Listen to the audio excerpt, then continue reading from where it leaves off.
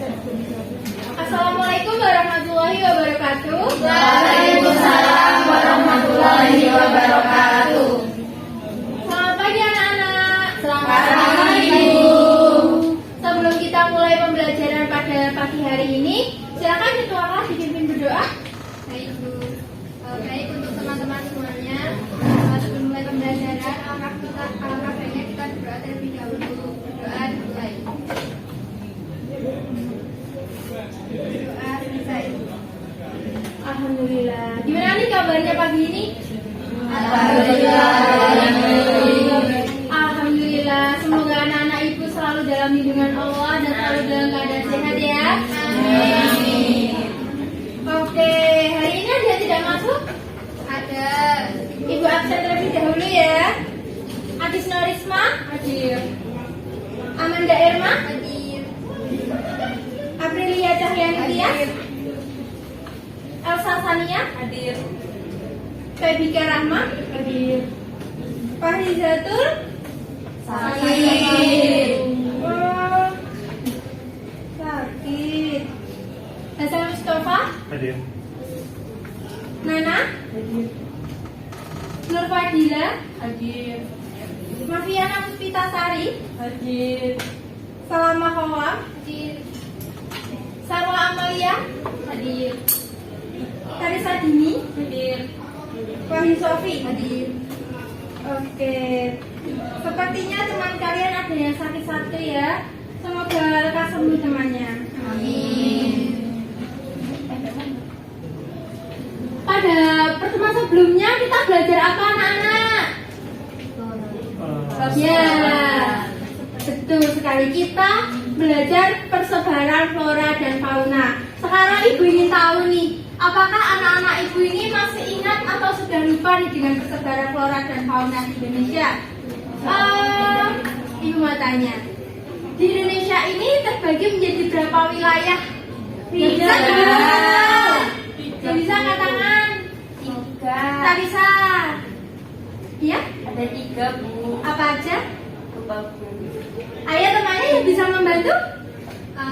Kalau ada Asiatis, Peralihan, sama Australia. Ya, atau ada lagi?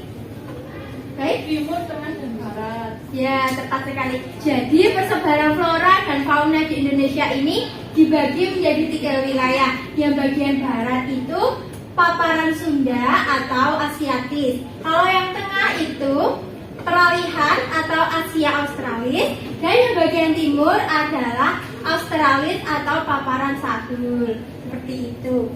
Kemarin kan juga kita sempat singgung tentang terancamnya punah flora dan fauna di Indonesia ini. Siapa nih yang tahu apa penyebab dari kepunahan flora dan fauna ini? Silakan angkat tangan anak-anak. Baik, Mbak Agi silakan. Ada karena penebangan liar, kemudian perburuan liar, kemudian juga perubahan iklim, pemanasan global. Wah, tepat sekali. Beri aplaus anak-anak. Oke. Jadi ini materi yang akan kita pelajari pada hari ini masih ada kaitannya dengan pertemuan sebelumnya. Jadi kita akan belajar tentang aktivitas manusia mempengaruhi ekosistem. Tapi sebelum kita mulai pembelajaran pada pagi hari ini, Ibu mau jargon terlebih dahulu. Nanti kalau Ibu bilang science class, kalian bilang cerdas, kritis, kreatif. Oke? Bisa diikuti anak-anak? Bisa. Science class, Cerdas, kritis, kreatif. Oke, biar Oke, sebelum kita belajar, duduknya dibenarkan terlebih dahulu, alat tulisnya ditaruh di atas meja. Yang belakang, kedengeran suara Ibu? Oke, sip. Nah, tujuan dari pembelajaran pada hari ini bisa kita baca bersama-sama? Bisa. Tujuan pembelajaran yang pertama, Peserta didik mampu menganalisis dampak kegiatan manusia yang dapat mempengaruhi ekosistem melalui diskusi dengan benar. Peserta didik mampu mendeteksi macam-macam metode konservasi melalui pengamatan video dan diskusi dengan benar. jadi dengan mempelajari aktivitas manusia mempengaruhi ekosistem, Ibu harap anak-anak Ibu ini nantinya mampu menganalisis dampak dari kegiatan manusia kepada ekosistem, dan anak-anak Ibu ini juga mampu mendeteksi macam-macam metode konservasi seperti itu. Oke, kita masuk ke materi pertama. Apa sih ekosistem itu, Bu? Mbak Sofi bisa dibaca? Ekosistem itu adalah suatu sistem ekologi yang terbentuk dari proses reaksi timbal balik antara makhluk hidup dengan lingkungannya.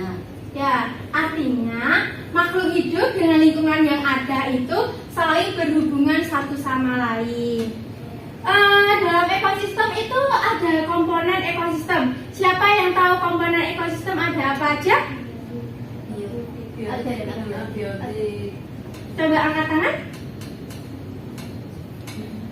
Ya, baik Elsa. Ada komponen biotik dan komponen abiotik. Nah, tepat sekali. Seperti yang sudah dijelaskan teman kalian, jadi komponen ekosistem itu ada komponen biotik dan komponen abiotik. Jadi komponen biotik itu merupakan komunitas makhluk hidup. Dalam ekosistem itu tidak akan terbentuk jika tidak ada makhluk hidup di dalamnya. Seperti itu. Sedangkan abiotik merupakan benda-benda tak hidup atau benda mati yang ada di dalam ekosistem, seperti contohnya matahari, angin, air, tanah, dan sebagainya. Apa sih aktivitas manusia itu? Jadi aktivitas manusia itu adalah hal yang selalu kita lakukan atau bahkan setiap hari kita lakukan. Contohnya nih, aktivitas ibu setiap pagi itu menyirami tanaman. Di sini aktivitas anak-anak setiap paginya ngapain nih? Makan, sarapan. Nah, seperti itu merupakan aktivitas manusia.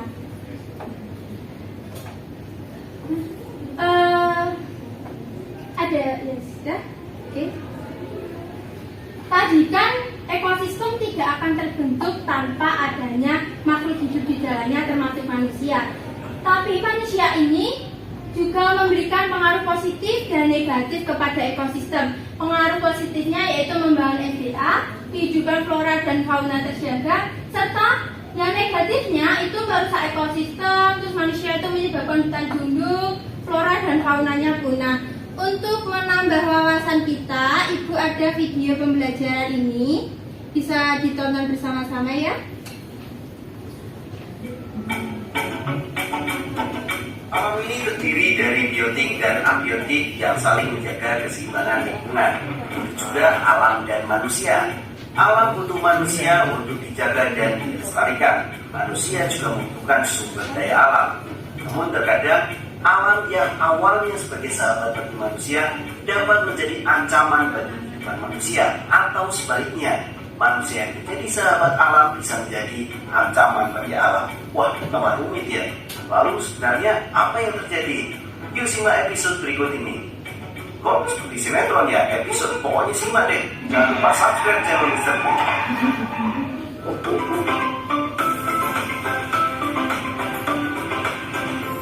Jangan lupa subscribe channel Mr. Klik agar rekan-rekan mendapatkan update video pembelajaran, tutorial, dan sekilas tentang perkembangan dunia pendidikan. Let's go!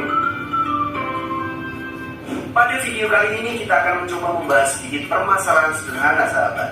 Area-area persawahan aja yang dekat deh, coba kita amati, karena itu merupakan ekosistem yang dekat dengan kita. Ekosistem sawah merupakan salah satu ekosistem buatan manusia yang bertujuan untuk memenuhi kebutuhan pangan masyarakat. Tumbuhan yang dikembangkan pada ekosistem sawah umumnya adalah produk-produk pertanian seperti padi. Namun pada kenyataannya tidak hanya padi saja yang sebagai sumber makanan pokok bagi manusia, tapi juga bagi makhluk hidup lain. Akibatnya terjadi aliran energi dan materi dari padi ke beberapa makhluk hidup lain. Yang mengakibatkan di sini adalah menurunnya jumlah sumber makanan pokok manusia. Salah satu contohnya makhluk hidup pemakan padi pada ekosistem sawah adalah serangga. Nah, di sini banyaknya serangga yang mencari makanan di ekosistem sawah mengundang kehadiran kata sebagai pemangsa serangga. Akibatnya, para petani juga harus berhadapan dengan kata yang banyak berada di sawah. Hal itu tentu akan mengganggu aktivitas pertanian masyarakat. Oleh karena itu, petani melakukan banyak upaya untuk mengatasi permasalahan-permasalahan berikut. Pada video ini kita akan coba diskusikan permasalahan dan coba menjawab apa yang sebenarnya terjadi. Yang pertama, apa yang akan terjadi pada populasi padi dan katak jika para petani melakukan pemberantasan serangga? Apa yang terjadi sahabat apabila petani itu melakukan pemberantasan serangga? Bagaimana yang terjadi pada padi dan katak? Tentunya populasi padi akan meningkat karena pemangsannya berkurang, sedangkan populasi katak akan berkurang karena jumlah makanannya juga berkurang. Ini saling berpengaruh ya sahabat. Coba kasus yang kedua. Apa yang akan terjadi jika produsen pada ekosistem sawah tersebut habis karena suatu masalah alam, misalnya banjir deh. Coba bagaimana sahabat? Tentunya populasi padi ini akan habis, maka akan terjadi gangguan ekosistem karena padi merupakan produsen yang menjadi sumber utama aliran materi pada ekosistem sawah. Selain itu, kasihan juga petani, mereka akan mengalami gagal panen. Jadi semuanya memiliki keterkaitan masing-masing. Yang ketiga, bagaimana mungkin organisme yang berbeda-beda bisa menjadi satu kesatuan di tempat yang sama, misalnya di sawah. Di sana ada padi, serangga, katak, ular, elang. Bagaimana sahabat? Berdasarkan apa yang terjadi pada ekosistem sawah, organisme-organisme yang berbeda tersebut memiliki saling ketergantungan, yaitu makan dan dimakan, sehingga mereka akan menyusun ekosistem sawah. Di sana ada rantai makanan, di sana akan membentuk jaring-jaring makanan, sehingga memang organisme yang berbeda ini akan membentuk satu keseimbangan pada ekosistem sawah. Masih ada satu pertanyaan lagi di sana. Apabila pada ekosistem sawah tersebut tidak ada ular, iya ya, tapi apa efeknya coba? Tidak ada ular, tidak menyakitkan di situ. Coba, apa yang terjadi dengan populasi katak di sawah tersebut? Dengan tidak adanya ular, tentu populasi katak akan meningkat di sini. Nah, populasi katak akan meningkat. Selanjutnya, apa yang terjadi pada populasi elang? Karena ular itu tidak ada, sehingga elang juga akan berkurang karena jumlah makanannya berkurang. Dan di sini dampaknya saling sederhana namun saling terkait. Yang ketiga, apa dampak yang ditimbulkan pada aktivitas pertanian yang dilakukan oleh para petani pada ekosistem sawah tersebut? Tentunya dengan tidak ada ular di sini itu membawa dampak positif bagi petani, yaitu mengurangi serangga pemakan padi karena jumlah kataknya kan semakin banyak nih, jadi serangganya akan berkurang. Tetapi juga memberikan dampak negatif karena katak paling banyak yang dapat mengganggu aktivitas lahan pertanian. Jadi memang harus ada yang namanya konsumen-konsumen lanjutan yang sehingga terjadi hubungan predasi di situ ya. Jadi sebenarnya di alam ini tidak ada satupun organisme yang dapat hidup sendirian.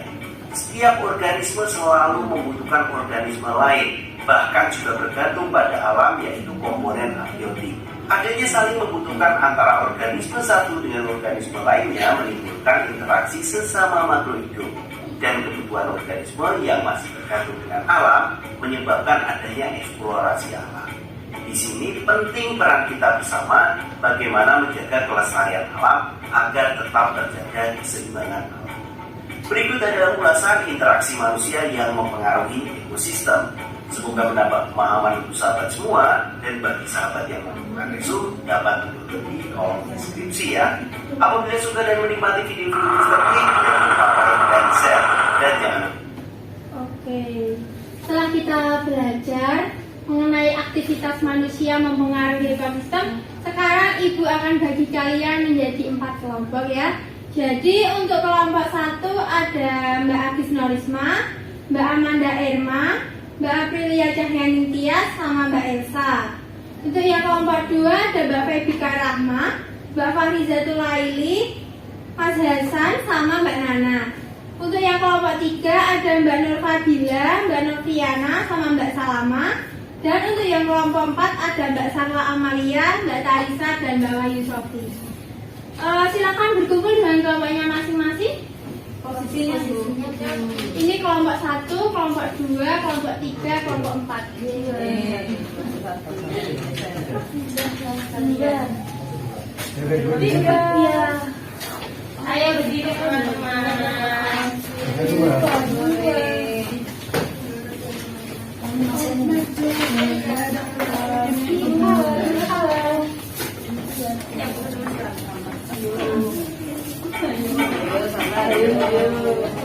Dua, kelompok 1.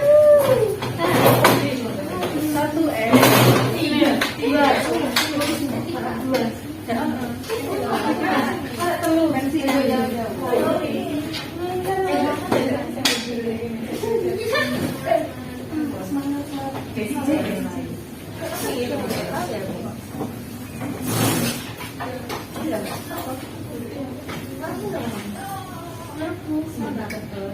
Oke, attention please.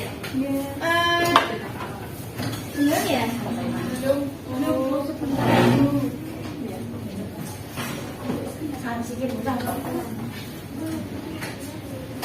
Bisa hadap ke sini semua anak-anak? Hadap di sini dulu. Ya Bu.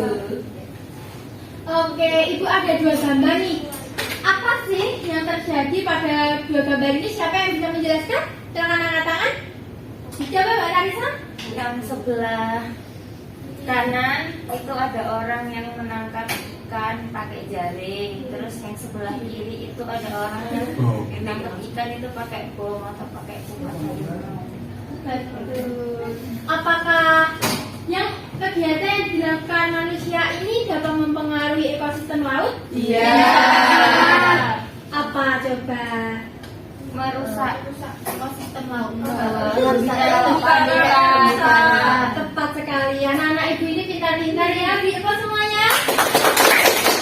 Oke. Siapa yang bisa menjelaskan kedua gambar ini? Coba Mbak Sarah.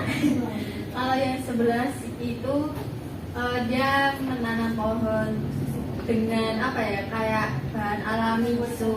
Iya. Oh, nanam pohon. Nanam pohon. Yang Yang satunya, satunya terus ya kalau yang satunya dia pakai pestisida. ada nggak sih pengaruhnya ini? Ada. Apa? Yang kalau yang pakai pestisida, Iya Mbak Pipit. kalau yang pakai pestisida nanti hewan-hewan yang di sekitarnya bisa mati Bu. Tepat sekali. Sepertinya anak-anak ibu ini sudah fokus dan siap menerima tugas ya. Oke, supaya semangat kita yel-yel lagi nih. Kali udah science class, cerdas, kritis, kreatif. Aduh, sepertinya ini sudah loyo ya. Nah, jadi loyo kok mati. Keinjek dulu. Ada yang bisa membantu ibu? Hasan Hasan, dulu. coba Mas Hasan dibantu ya. Sudah. Alhamdulillah. Jangan Jauh, iya. Menimbulkan racun. Loncat Bu. Biar nggak keinjek. Oke, kita yel-yel dulu. Science class, cerdas, kritis, kreatif. Oke, ibu di sini akan memberikan kalian LKPD. Nanti kalian mengerjakan LKPD ini dengan diskusi, tapi tidak boleh membuka sumber. Nanti akan ibu berikan video pembelajaran yang nantinya akan kalian analisis. Ini kelompok berapa? 1. Oke, semangat ya. Makasih Bu. Iya, Mbak. Makasih Bu. Sudah. Oh, kelompok 4 di situ. Ini Oke, maaf ya.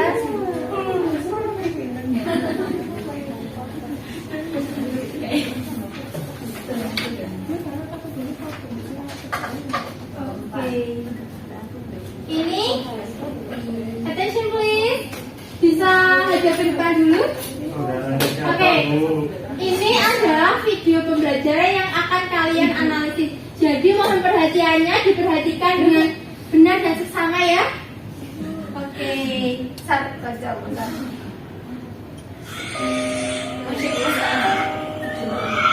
Berikut ini adalah kisah orang utan yang diberi nama Hope, dimuat dalam Kompas 24 Juli 2019. Dalam tubuh Hope bersarang 74 peluru yang ditembakkan oleh manusia-manusia biadab. Ketika dihujani peluru, ia tetap memeluk anaknya dalam dekapan. Namun sayang, sang buah hati meninggal karena malnutrisi dan stres. Semua tragedi ini terjadi karena habitat hewan-hewan ini dirampas oleh manusia. Dengan enteng, manusia mencaci hewan ini sebagai hama. Padahal jika diibaratkan, merekalah pribumi dan kita adalah penjajahnya.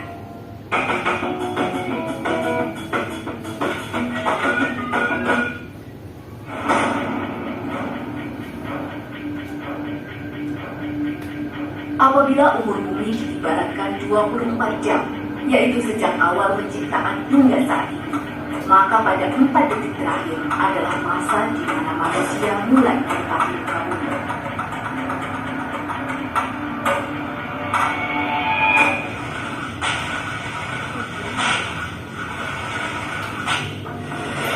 Begitu singkat, tetapi kerusakan lingkungan yang telah dibuat begitu masif. Pada tahun 2014, World Wildlife Fund atau WWF memperkirakan 100.000 jenis satwa punah setiap tahunnya dari muka bumi. Angka ini 10.000 kali lebih tinggi dibandingkan dengan kepunahan secara alami. Sebagai negara yang memiliki keanekaragaman fauna ketiga tertinggi di dunia, yaitu memiliki sekitar 17% dari seluruh jenis satwa di dunia, Indonesia sudah sewajibnya menjaga semua penghuninya dari. Namun sayang, jika menilik arsip Kompas, berita ancaman kepunahan sudah menghantui sejak puluhan tahun lalu dan selalu ada setiap tahun. Kepunahan tak terelakkan. Beberapa jenis satwa Indonesia telah menghilang untuk selamanya.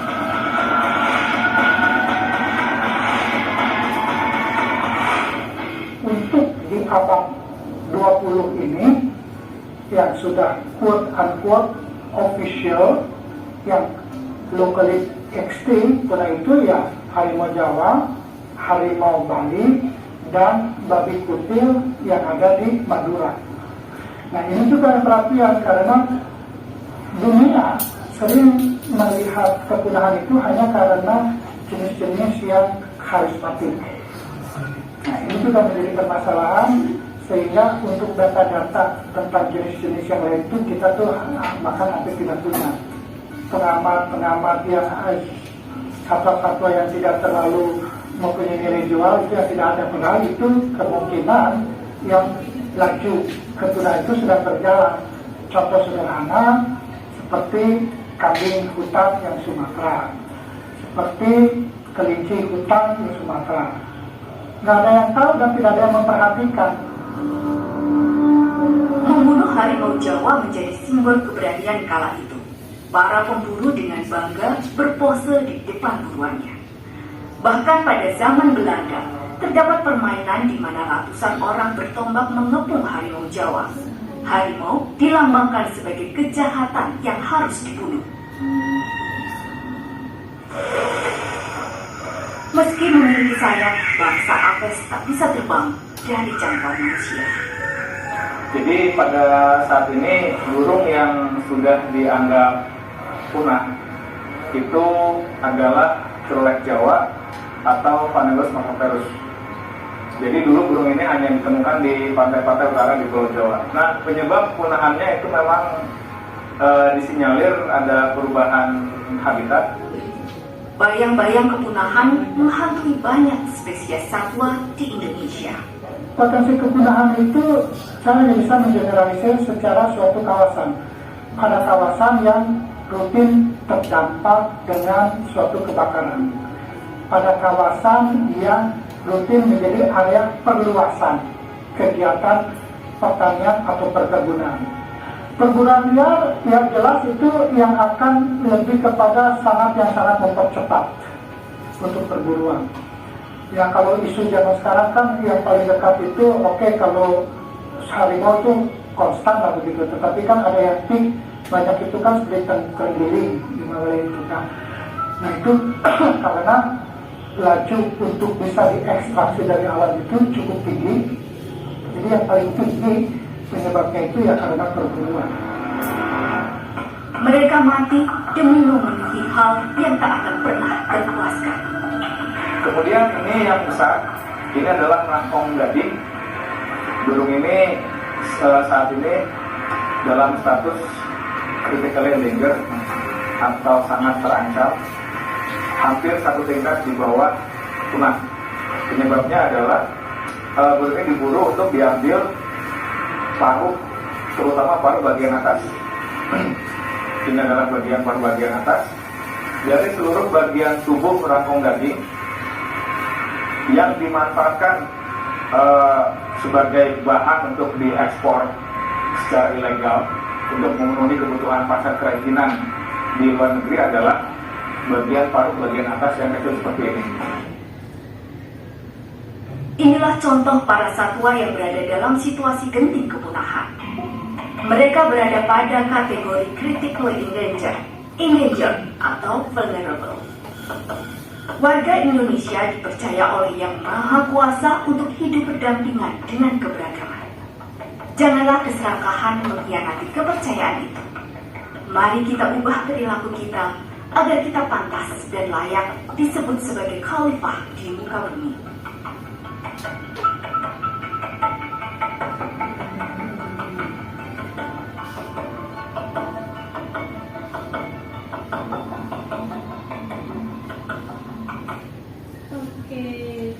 Dari video ini ada yang tahu apa yang menjadi masalah?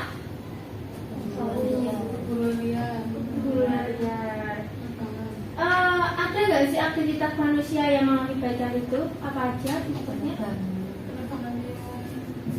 Angkat tangan? Coba, bisa menjawab, silakan angkat tangan. Ya, tepat sekali. Salah satu penyebabnya adalah perburuan dan keserakahan dari manusia itu. Selanjutnya ini ada video pembelajaran yang kedua. Oke, silakan. Pantai Kuta yang mengalami abrasi sepanjang kurang lebih 100 meter, tepatnya di depan kantor Balawista, akhirnya sudah dalam proses penanganan oleh Pemkab Badung melalui Dinas PUPR. Selasa sore terlihat 3 mobil pengeruk pasir sedang bekerja untuk meratakan pasir yang ada di sekitar pantai yang abrasi.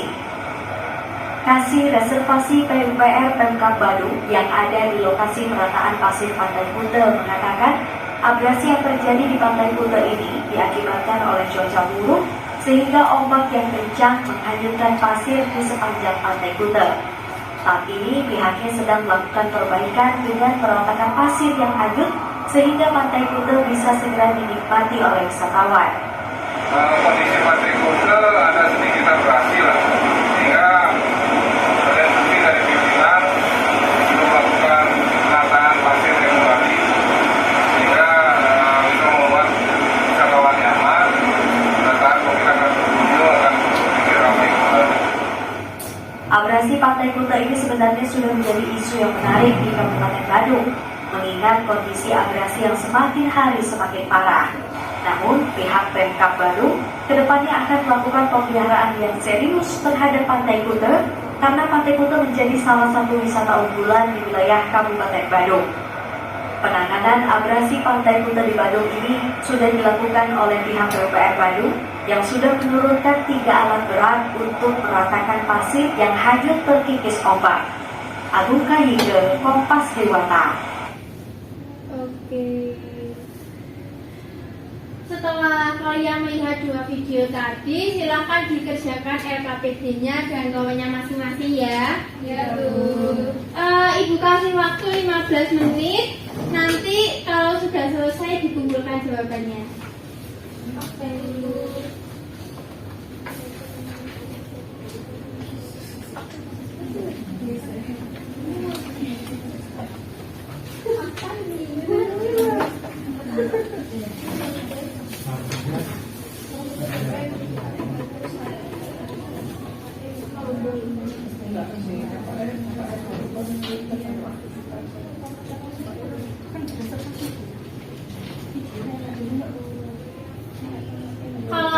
yang dibingungkan nanti bisa langsung ditanyakan kepada ibu ya.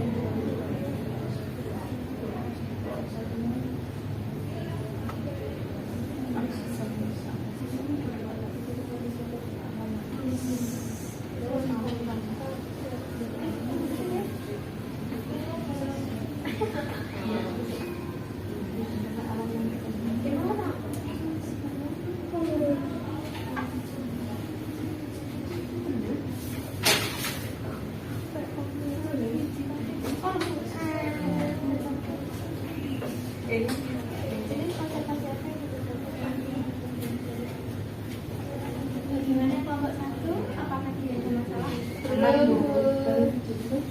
Kami menemukan satu masalah. Oh iya, jadi tidak apa-apa. Ini menurut dosen kami. Iya, nanti akan dikasih lagi. Nanti ibu beri. Oke? Kalau ada yang bingung bisa langsung ditanyakan ya. Iya Bu. Terima kasih Bu. Nah, kelompok 2 ada masalah atau ada yang dibingungkan?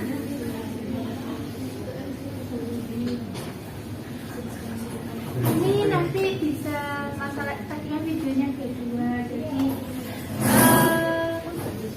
dampaknya mungkin nanti tidak sampai dua terdapat gitu.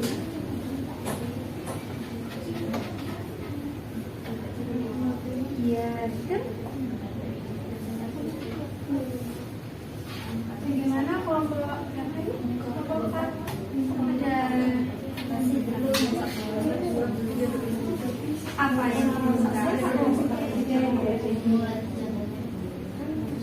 dijawab tahunya nanti kasih sumber nanti bisa digali lagi di arah media ya.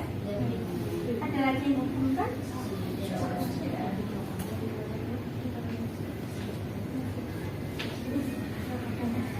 Gimana ini kelompok berapa? Apakah ada kesulitan? Oh, yang mana Kak?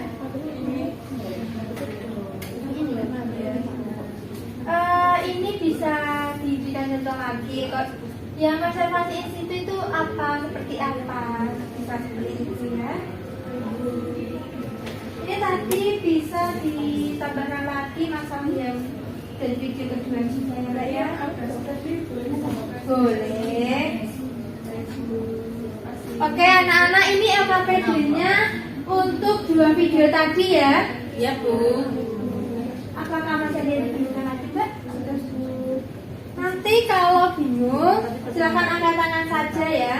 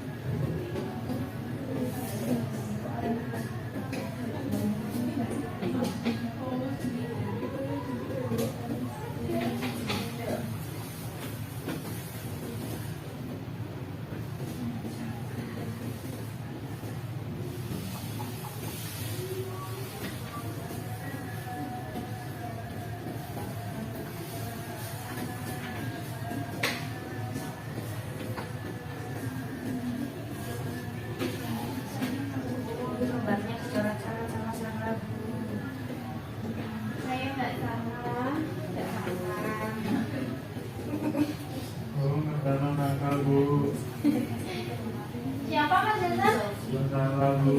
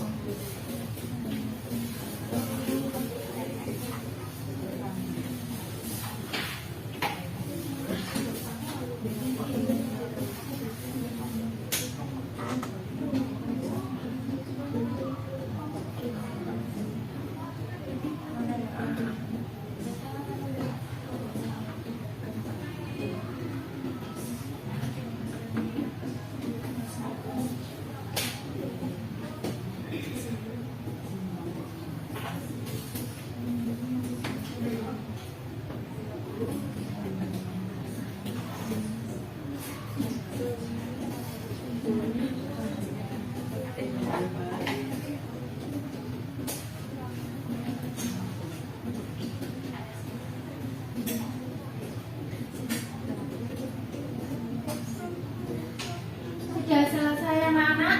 Belum Bu. Udah. Oke, segera diselesaikan ya. Ya Bu. Ya, Bu.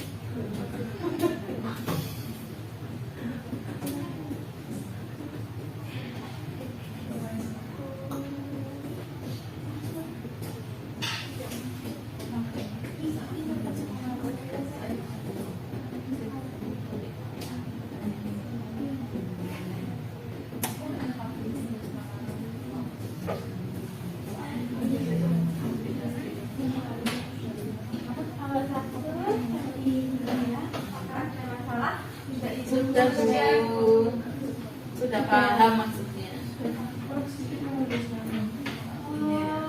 Dia tidak mau menulis. Ya, oke. Dia nggak puasa kan? Ini semua puasa ya? Puasa Bu. Jadi mana puasa? Ya, makan aja Bu. Oke. Semangat ya anak ya? Iya Bu. Ini kelompok berapa? Sudah selesai?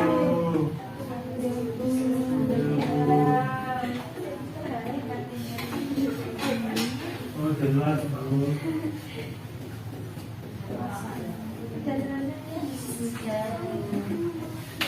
Ini Mbak Sola ada berapa ini?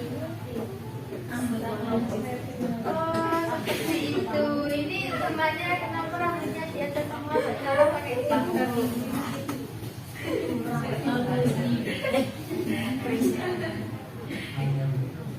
Oke, bagus-bagus. Ternyata di kelas ini ada yang seniman juga ya. Siapa Bu? Itu Mbak Sarla. Karena itu kasih saya gambar Bu. Itu di kalian Bu. Mbak Tika sudah paham tadi?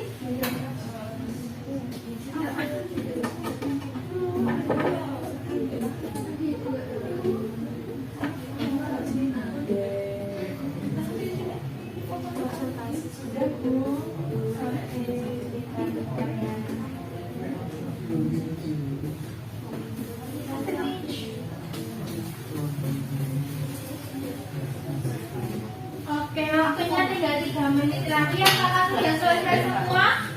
Belum. Jadi segera diselesaikan ya. Ya Bu.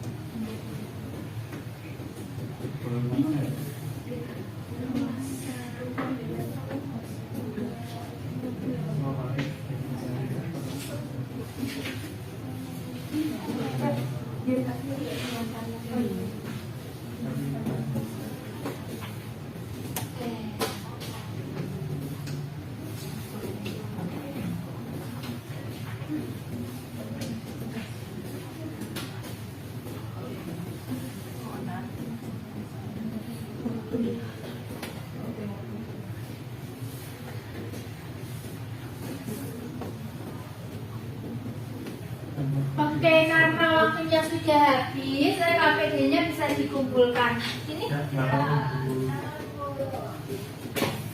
tidak apa-apa, nanti bisa digunakan lagi. Oke? Iya.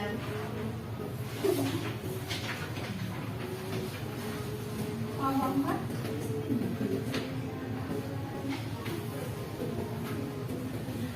Sudah sampai Mbak? Oke, ya. Oke, sip.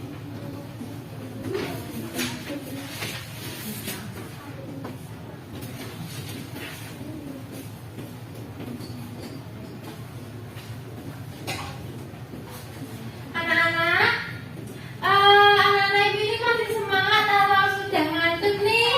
Semangat. Siapa yang ngantuk? Oke. Tapi Bu. Untuk meningkatkan atau mengembangkan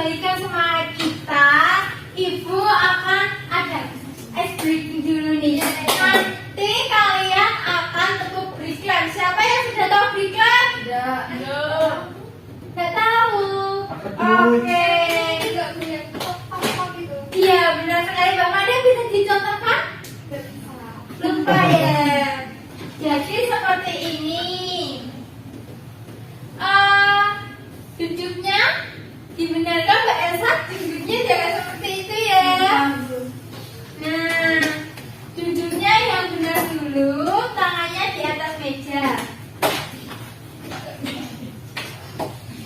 Di atas meja saja. Oke. Sudah? Sudah. Nanti kita akan break-ban sampai break 3. Jadi kalau ibu bilang break-ban, kalian seperti ini. Break-ban. Bisa diikuti? Bisa. Oke, break-ban. Bisa diikuti semua? Bisa. Kalau gitu seperti ini. Break 2. Seperti itu. Oke, break 2. Kurang kompak ya. Yang sebelah sana sudah kelihatan tangan ibu? Kelihatan bu. Oke, break 2. Bisa diikuti semua? Bisa. Nah, sekarang ini break 3. Ini butuh fokus yang tinggi kalian. Coba semua hadap ibu semua. Oke, break 3. Ya, sulit bu.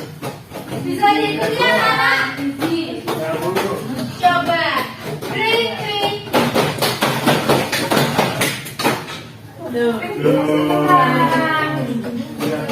Apakah kesulitan anak-anak?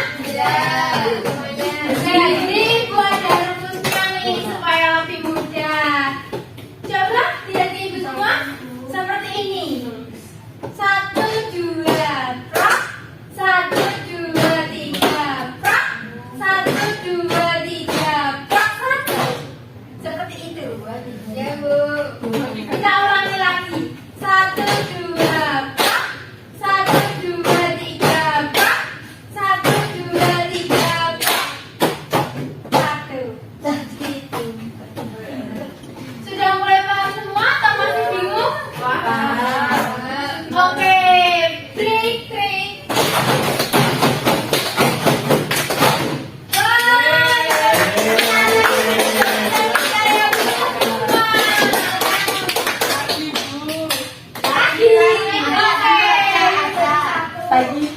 Break 1. Masih ada yang belum Bu, fokus gimana nih. cara, Bu? Break 1. Break 2. Break 3.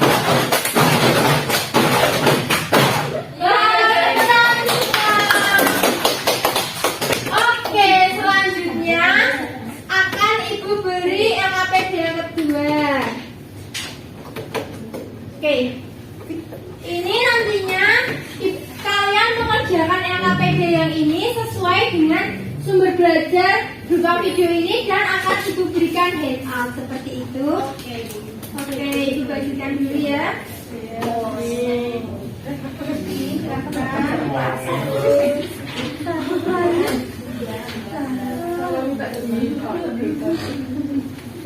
Bu, sana bu.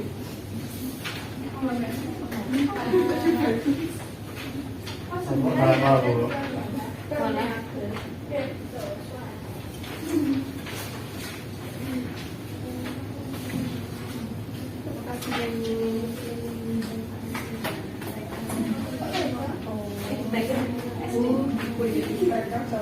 Oke, anak-anak bisa ada di depan semua? Bisa. Oke, ini diperhatikan ya.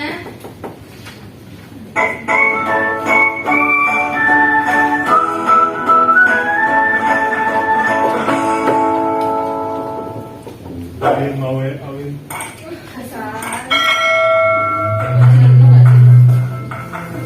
Assalamualaikum warahmatullahi wabarakatuh. Apa kabar semuanya? Hari ini kita akan belajar mengenai konservasi flora dan fauna di Indonesia.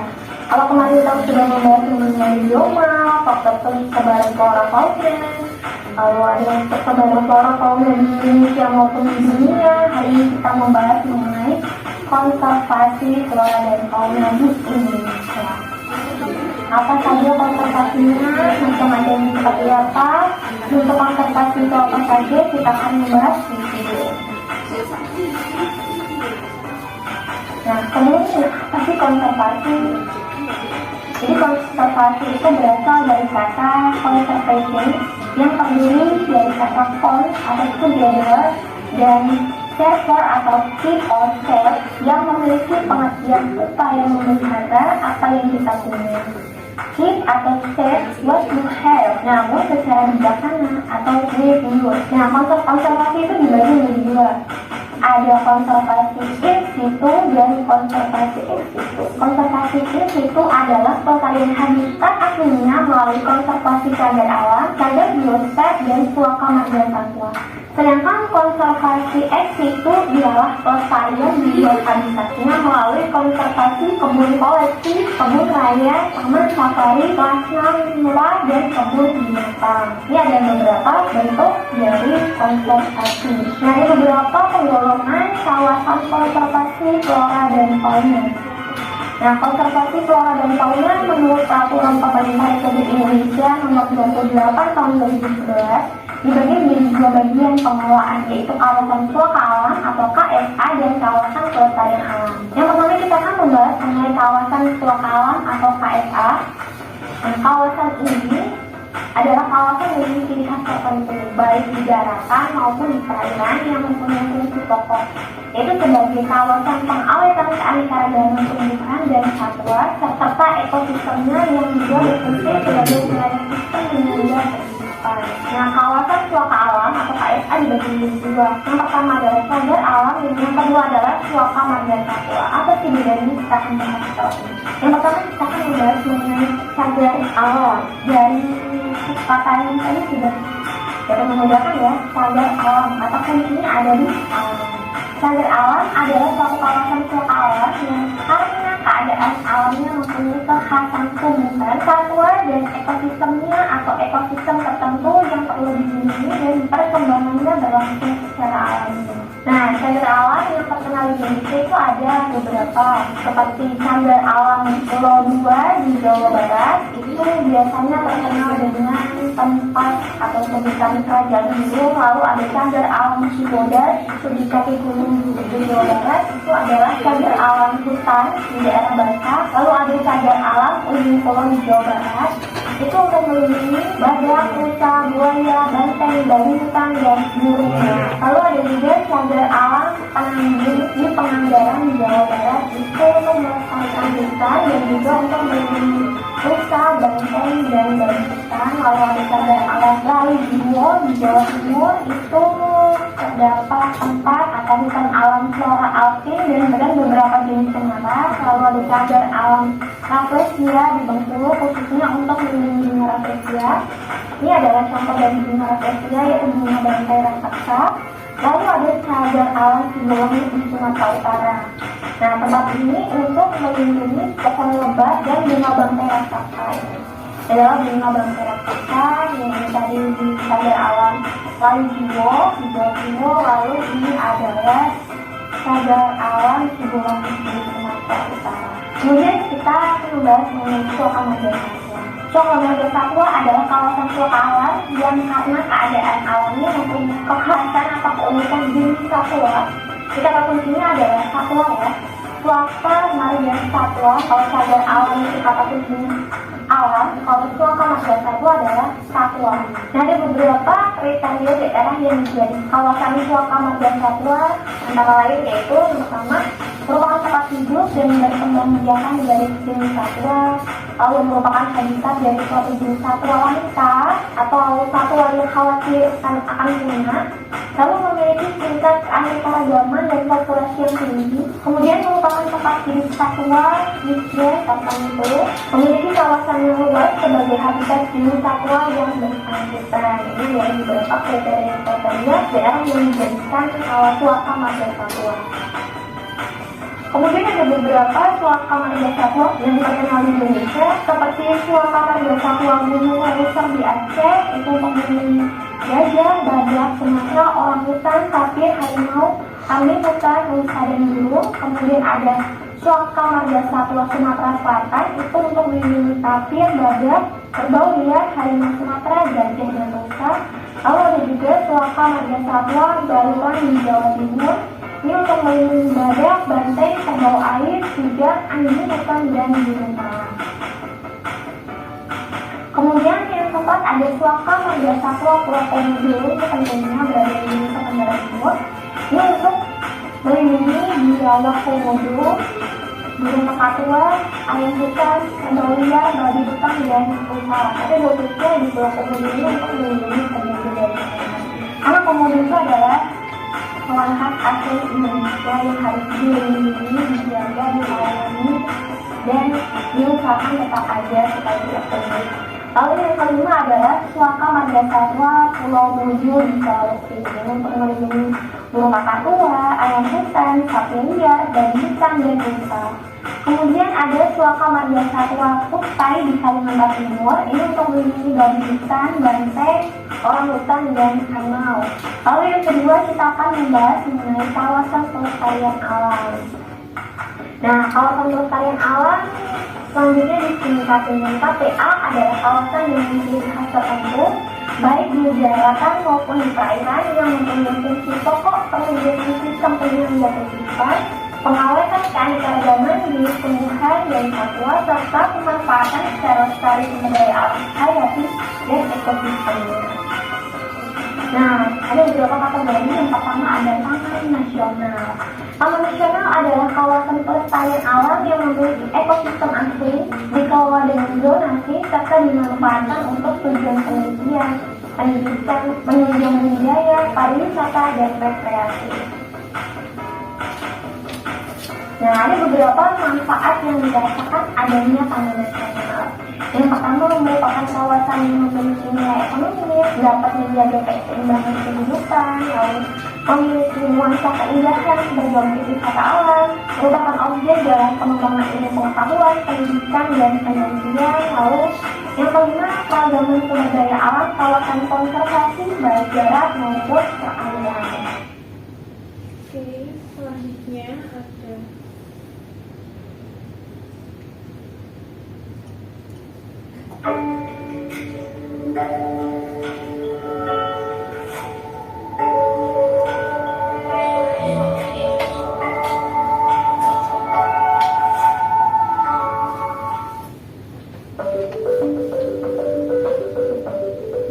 Abrasi pantai adalah salah satu permasalahan utama dalam upaya perlindungan pesisir pantai. Fenomena ini dapat berdampak pada tergerusnya garis pantai yang dapat mengganggu permukiman serta infrastruktur dan fasilitas-fasilitas umum. Penanganan erosi pantai telah banyak dilakukan dengan menggunakan struktur keras atau hard structure seperti pavement, pemecah gelombang, tembok laut, groin atau kombinasi dari jenis pelindung pantai tersebut. Penerapan struktur keras kadang hanya mengamankan satu ruas pantai yang menimbulkan erosi pada ruas pantai lainnya. Struktur keras terbukti berhasil mengatasi erosi pantai berpasir atau berkarat, tetapi kurang efektif dalam mengatasi erosi pada pantai berlumpur. Salah satu alternatif teknologi struktur keras untuk mencegah dampak abrasi adalah berupa pemecah gelombang ambang rendah, pegar, rangka bambu. Teknologi ini memiliki nilai ekonomis yang lebih murah dan terjangkau masyarakat pesisir, serta secara teknis lebih efektif dalam meredam energi gelombang laut. Pegar adalah teknologi hasil penelitian Balitbank dan telah diterapkan di beberapa lokasi di Provinsi Banten. Berdasarkan analisis tersebut, Balai Penelitian dan Pengembangan Penerapan Teknologi Sumber Daya Air dalam melaksanakan penelitian mengenai penerapan teknologi pegar rangka bambu tersebut yang berlokasi di Timbul Sloko, Kecamatan Sayu, Kabupaten Demak. Sebelum dilakukan kegiatan pelaksanaan konstruksi pemecah gelombang ambang rendah, terlebih dahulu dilakukan penyiapan lahan berupa penentuan dan pemberian tanda pada titik lokasi sesuai dengan desain yang telah direncanakan. Bahan-bahan yang disiapkan sebelum pelaksanaan konstruksi yaitu bambu, pasir, karung biobek, kain, dan tali tambang plastik. Penyiapan SDM dilakukan dengan melakukan pelatihan terhadap masyarakat dalam melaksanakan pekerjaan-pekerjaan yang terkait dengan pelaksanaan penerapan teknologi pemecah gelombang ambang rendah pegaru. Selanjutnya adalah penerapan pegaru.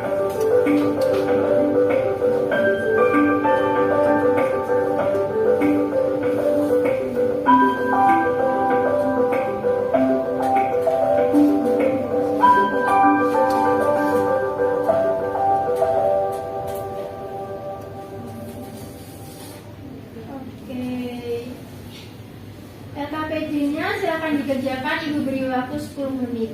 Oke?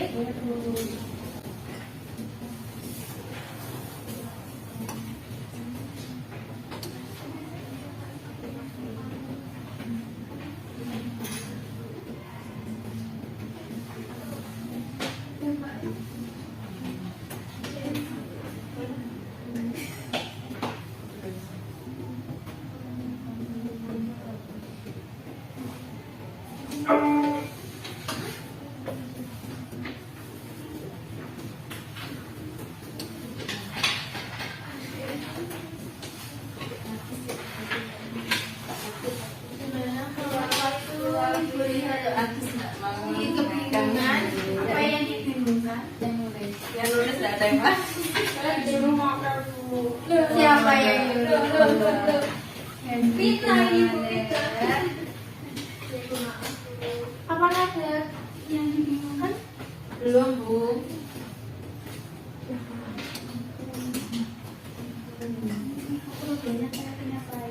Iya, minyak kamu namanya apa? Coklat. Iya, sama. Jadi ini tadi yang dianalisis sama video yang pertama tadi itu lebih kedua. Ya, Bisa, Bu. Kenapnya sudah diberikan. Oh iya, sudah. Itu. Oke, semangat. Cari nomor tuh. Gimana? Sudah di sini ya?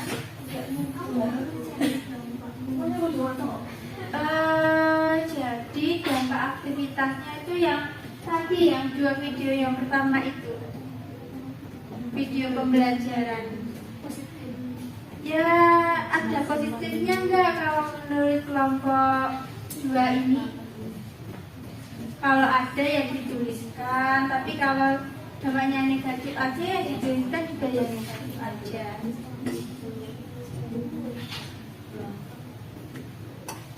Gimana kelompok 4 adalah paham?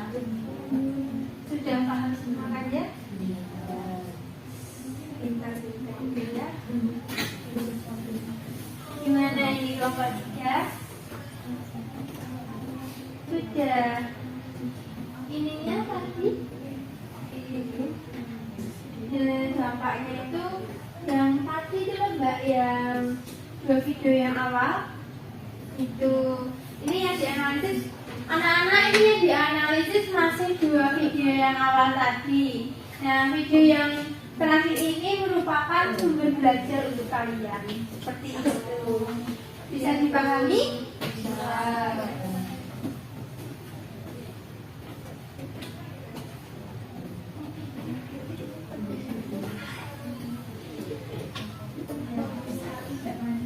Terima kasih, Bu.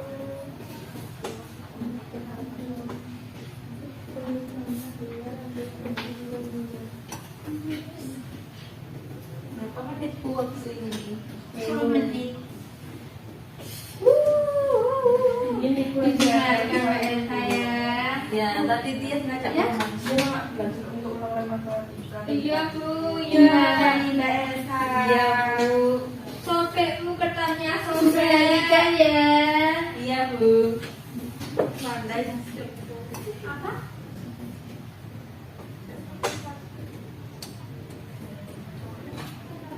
Ada masalah lagi? Enggak, Bu. Dia Mbak Elsa diganti ya temannya ya. ini saya yang mikir, Bu. Iya, siapa Mbak Sapri?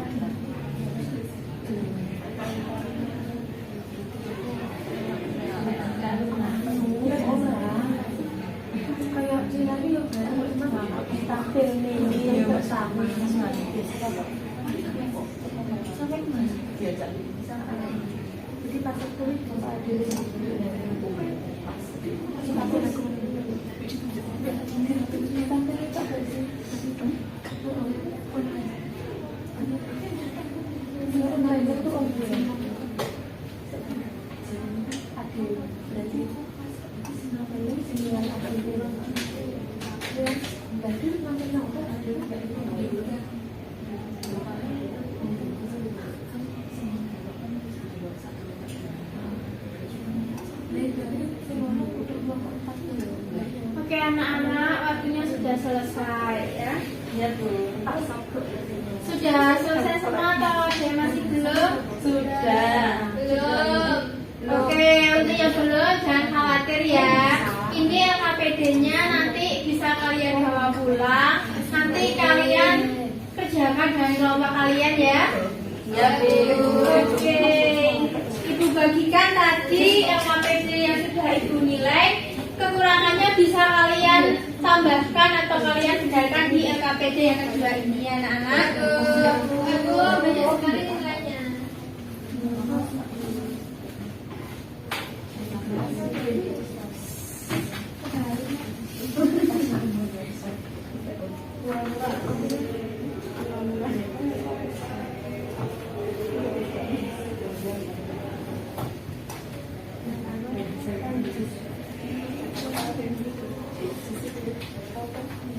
Oke, sebelum kita akhiri pembelajaran pada pagi hari ini, siapa nih yang dapat menyimpulkan materi yang telah kita pelajari pada hari ini? Siapa yang bisa silakan angkat tangan? Nanti Ibu beri poin plus kok. Silakan Mbak Agis. Jadi pembelajaran yang dijelaskan pada pagi hari ini itu yang pertama mengenai aktivitas manusia yang dapat merusak lingkungan, nah, seperti pemburuan liar, penebangan liar, kemudian ada juga secara alam itu ada abrasi. Nah kemudian tadi juga ada cara-cara yang dapat dilakukan untuk melestarikan ekosistem yang ada di sekitar kita, ada secara in situ dan ada juga ex situ. Contohnya in situ itu kayak suatu marga satwa, cagar alam. Kalau ex situ itu kayak kebun binatang kayak seperti itu. Oke. Ada lagi? Ayo, satu anak lagi. Coba Mbak Pipit, silakan. Tadi kita belajar apa aja nih? Jadi pada hari ini kita belajar mengenai konservasi. Kemudian ada jenis konservasi, yaitu ada konservasi in situ dan ex situ. Kalau yang in situ itu pelestarian yang di habitatnya, kalau yang ex situ itu di luar habitatnya. Oke. Sama ada tadi konservasi pantai juga Bu. Contohnya konservasi pantai tadi seperti apa aja Mbak? Seperti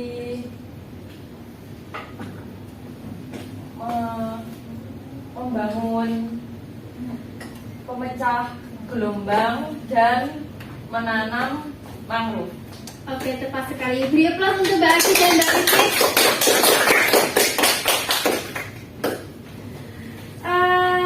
Tadi pembelajaran pada hari ini gimana nih? Seru atau ngantuk atau gimana nih? Seru. Asik? Mau ice breaking lagi? Ya. Mau ice breaking yang mana nih? Mau jargon atau yang break? Yang break. Oke. Kita ice breaking dulu lagi ya. Iya Bu. Boleh. Duduknya silakan. Sudah siap semuanya? Sudah. Break one. Aduh, ada yang belum semangat nih. Ayo difokuskan lagi mbak-mbaknya. Break one. Break two. Nanti yang salah disuruh maju ke depan ya, gitu. Ya. Oke. Break one. Break three. Break two. Break three. Aduh, masih ada lagi yang salah. Pagi Bu. Mbak Elsa silakan maju. Elsa, tidak apa-apa. Masih jajan. Oke. Enaknya kita apain ini? Kita apain? Kayak mau disuruh masak. Memimpin. Mau ice breaking Bu. Memimpin ice breaking? Ya. Oh, mau lagu ice breaking? Mau. Atau disuruh nyanyi nih? Nyanyi apa enaknya? Membuat puisi aja dulu. Sulit. Ya kan, dan sekarang jamnya kan nyanyi apa? Cicak. Oke, yang lainnya setuju cita-cita pakai ini? Setuju. Pakai iya sama pakai. Yang setuju cita-cita pakai ini siapa? Bisa dong Bu. Siapa? Oke, sepertinya banyak yang memilih cita-cita pakai. Silakan Mbak Elsa nyanyi. Ya Allah. Ayo, 1, 2, 3. Oke,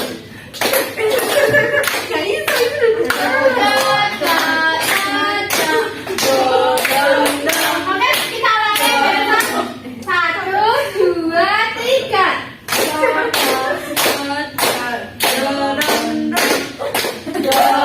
2, 3.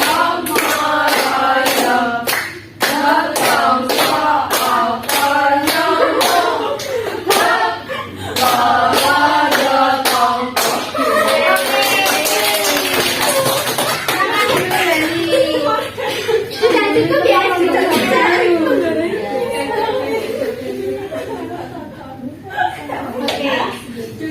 Jangan lupa PR-nya dikerjakan ya. Nanti dikumpulkan dan dipresentasikan pada pertemuan berikutnya. Oke, supaya lebih semangat lagi kita jargon terlebih dahulu ya sebelum kita tutup pembelajaran pada hari ini. Jargonnya dia masih ingat?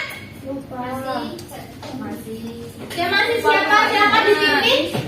Oke, Mbak Manda silakan dipimpin teman-temannya. Ayo berdiri semuanya, ayo.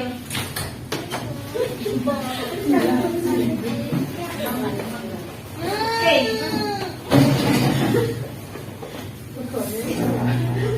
Sains kelas cerdas, kritis, kreatif. Oke, kita ditutup dulu. Oke, kita cukupkan pembelajaran pada pagi hari ini. Silakan Mbak Manda, teman-temannya dipimpin berdoa. Baik, untuk menutup pembelajaran pada pagi hari ini, alangkah baiknya kita berdoa terlebih dahulu. Berdoa dimulai. Berdoa selesai. tadi lupa. Saran untuk pembelajaran berikutnya seperti apa anak-anak? Apakah dibikin games atau gimana? Ya, Oke, Ibu catat ya. Oke. Sekian pertemuan pada hari ini. Semoga ilmu yang telah kita pelajari dapat bermanfaat bagi kehidupan kita sehari-hari. Dari Ibu, saya cukupkan. Wassalamualaikum warahmatullahi wabarakatuh. Waalaikumsalam warahmatullahi wabarakatuh. Yang pulang hati-hati di jalan. Kalau naik sepeda juga hati-hati ya. Yang jalan kaki jangan jalan di tengah jalan, tapi jalan di trotoar. Oke? Semangat. Bye. Bye.